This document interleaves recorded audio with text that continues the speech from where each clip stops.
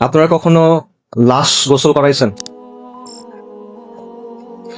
মানুষ যখন মারা যায় তখন তাকে দাফন করার আগে বেশ কিছু কাজ করতে হয়, অনেকগুলো নিয়ম আছে।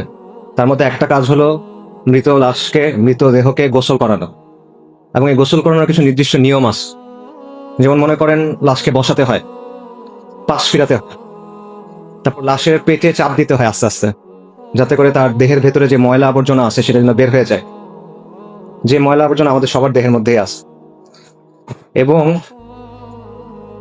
যারা অনেক লাশ গোসল করাইছে তাদের সাথে কথা বললে আপনি অনেক কথা শুনবেন। যেমন ধরেন, অনেক মানুষ মারা যায় পেটের অসুখ নিয়ে, অনেক মানুষ মারা যায় লিভারের সমস্যা থাকে, পাকস্থলীর সমস্যা থাকে, ক্যান্সারের সমস্যা থাকে। এরকম মানুষকে যখন গোসল করানো হয়, যখন পেটে চাপ দেওয়া হয়, তখন শুধু আবর্জনা বের হয় না, পুজ বের হয়, রক্ত বের হয়। অনেক সময় শরীরের ভেতরে যে অঙ্গ ছিল লিভার, এটা গলে বের হয়ে আসে। অনেক সময় খণ্ড বিখণ্ড হয়ে বের হয়ে আসে, অনেক দুর্গন্ধ হয়। তখন আমরা মৃত্যু জিনিসটাকে অনেক পবিত্রতা দেওয়ার চেষ্টা করি।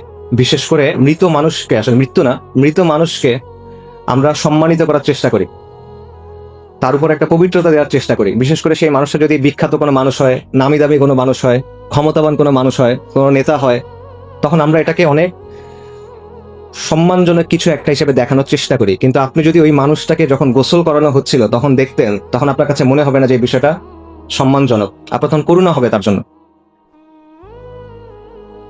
মানুষ দুনিয়াতে নিজেকে অনেকভাবে উপস্থাপন করে। আমরা নিজেদেরকে অনেক বড় কিছু হিসেবে দেখাই, আমরা নিজেদেরকে অনেক সম্মানিত কিছু হিসেবে দেখাই, আমরা নিজেদেরকে অনেক পবিত্র কিছু হিসেবে দেখাই। আমরা আমাদের চারপাশে একটা খোলস তৈরি করি, কিন্তু মৃত্যু এই সবগুলো খোলস সরায় দেয়।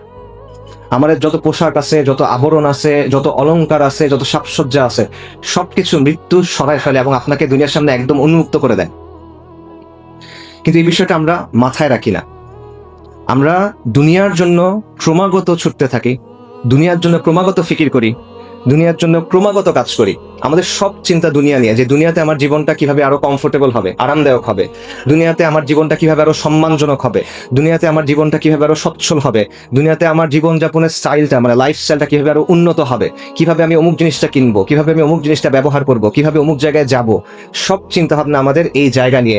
কিন্তু যেই জিনিসটা আপনার কাছে আসতেছে, মৃত্যু, ওই মৃত্যুটা যে সম্মানজনক হবে আপনার, ওই মৃত্যুর পরে যে জীবনটা আপনার জন্য অপেক্ষা করতেছে, সেটা যে সম্মানজনক হবে কিনা, সেটা নিয়ে আমরা একেবারেই চিন্তা করি না। আমরা এটা নিয়ে একেবারে গাফেল, উদাসীন। একজন মহান তাবেঈ ছিলেন সুফিয়ান আস-সাওরী রাহিমাহুল্লাহ, সাহাবাদের ছাত্র। ওনাকে বলা হতো আমিরুল মুমিনিন ফিল হাদিস।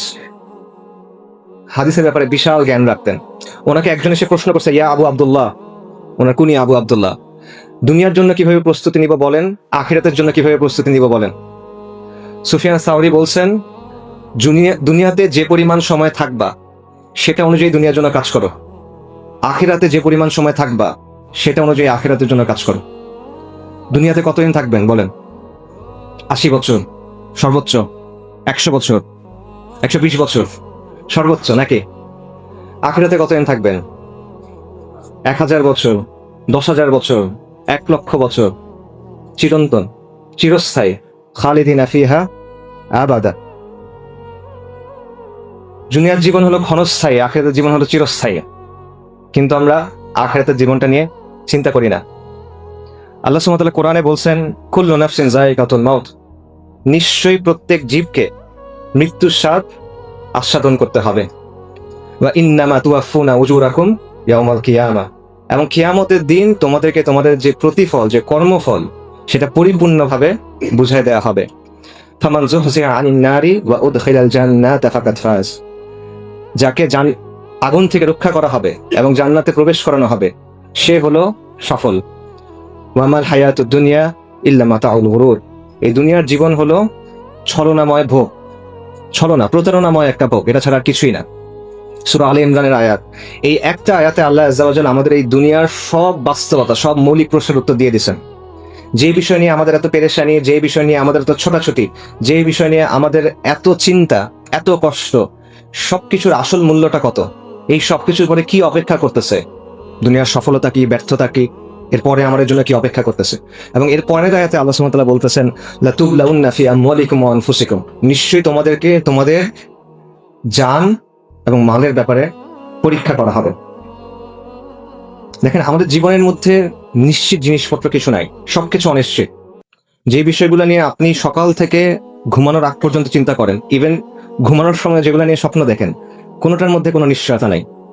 আমাদের উপার্জন, আমাদের পড়াশোনার রেজাল্ট, পরিবারে কি হবে, বাচ্চার কি হবে, সন্তানের কি হবে, স্ত্রীর কি হবে, পিতামাতার কি হবে, দুনিয়াবি যত চিন্তা আছে, যা কিছু নিয়ে আমরা চিন্তা করতেছি, কোনোটার মধ্যে কোনো নিশ্চয়তা নাই, নিশ্চিতভাবে জানার সুযোগ নাই।